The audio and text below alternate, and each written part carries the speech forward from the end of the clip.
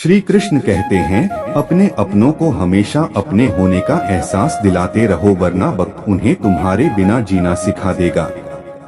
जीवन का सबसे बड़ा सत्य यही है कि जब तक तुम किसी के साथ होते हो तब तक तुम्हारी उपस्थिति का महत्व नहीं समझा जाता, लेकिन जब तुम चले जाते हो तब तुम्हारी कमी महसूस की जाती है। इसलिए रिश्तों को यूं ही ना बहने दो, उन्हें सहेजो, उन्हें निभाओ, क्योंकि एक बार छूटे हुए संबंध फिर से वही गहराई नहीं ला पाते। लोग अक्सर नरम लहजे में इतनी सख्त बातें कह जाते हैं कि उनके शब्दों की तपिश भूलने में पूरी उम्र लग जाती है। शब्द केवल ध्वनि नहीं होते, वे आत्मा पर प्रभाव छोड़ते हैं। इसलिए बोलने से पहले हमेशा यह सोचो कि जो शब्द तुम कह रहे हो वे सुनने वाले के हृदय पर क्या प्रभाव डालेंगे। अगर तुम सीखना चाहो तो तुम्हारी हर गलती तुम्हें सबक दे सकती है, लेकिन यदि तुम स्वयं को सुधारना नहीं चाहते तो ज्ञान का कोई भी स्रोत तुम्हें नहीं बदल सकता। अपने सिवा कोई तुम्हारा सच्चा अपना नहीं होता, इसीलिए अपनी कदर करना सीखो।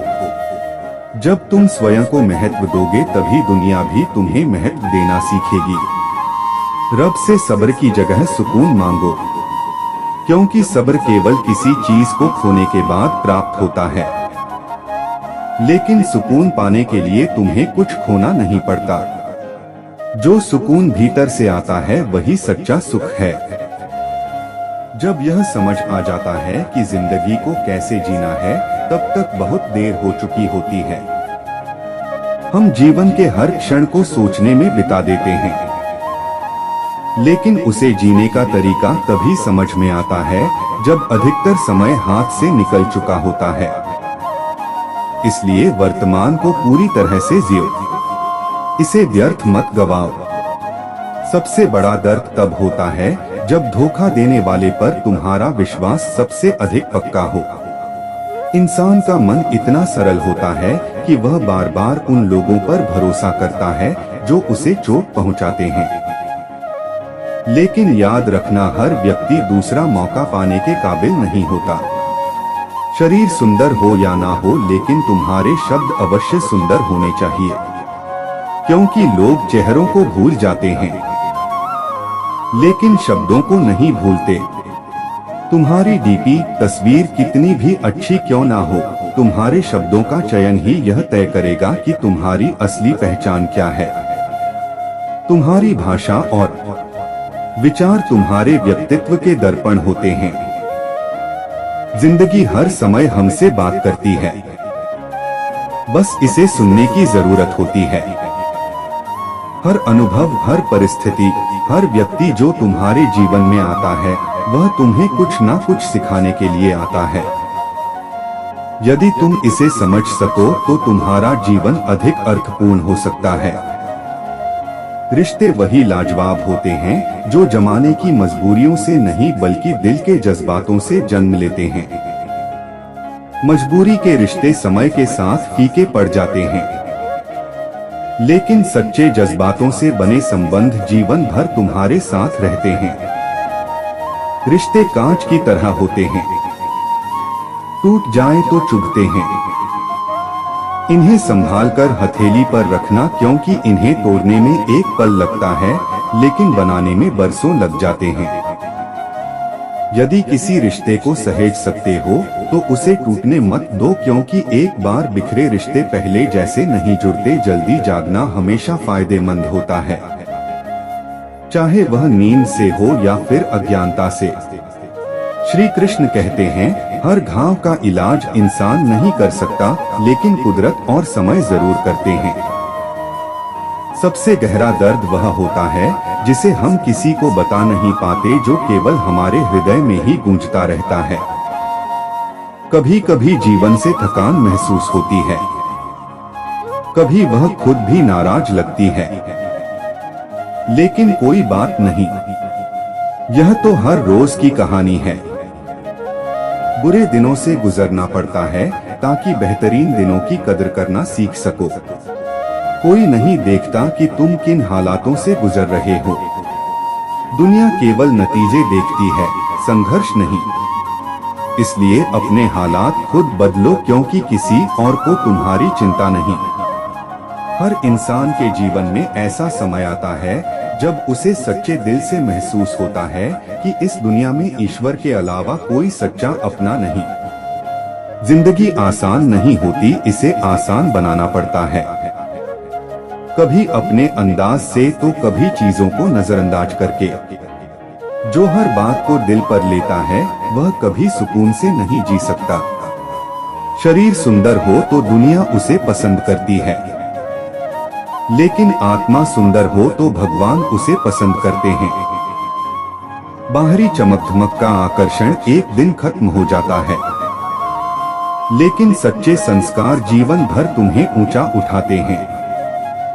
अहंकार से भरा इंसान दूसरों को नीचा दिखाकर खुश होता है, लेकिन संस्कार से भरा इंसान स्वयं झुककर दूसरों को सम्मान देकर आनंदित होता है, क्योंकि सच्चा सुख लेने में नहीं देने में है। कोई तुम्हारी प्रशंसा करे या निंदा, दोनों ही तुम्हारे लिए लाभकारी हैं। प्रशंसा प्रेरणा देती है और निंदा तुम्हें सुधारने का अवसर देती है। संसार में कोई भी मनुष्य सर्वगुण संपन्न नहीं होता, इसलिए कुछ कमियों को नजरअंदाज करना सीखो, तभी रिश्ते टिकते हैं। ईश्वर से कुछ मांगना है तो धन, वैभव या सुख मत मांगो, बल्कि वह दृष्टि मांगो जो सही गलत की पहचान कर सके, और वह धैर्य मांगो जो हर परिस्थिति में तुम्हें मजबूत बनाए रखे। श्री कृष्ण कहते हैं, जीवन केवल समय नहीं है, यह एक सतत शिक्षाशाला है। हर पल, हर घटना, हर व्यक्ति तुम्हें कुछ ना कुछ सिखाता है, चाहे वह सीख प्रेम की हो, धैर्य की हो या त्याग की। तुम्हें बस इतना करना है कि हर अनुभव को खुले मन से स्वीकार करो और उसमें छिपे अर्थ को पहचानो।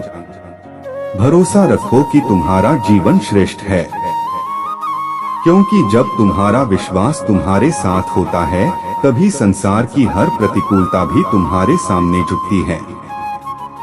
जिस दिन तुमने अपने जीवन की सुंदरता पर संदेह करना छोड़ दिया, उसी दिन जीवन ने तुम्हारे लिए नए रास्ते खोलने शुरू कर दिए।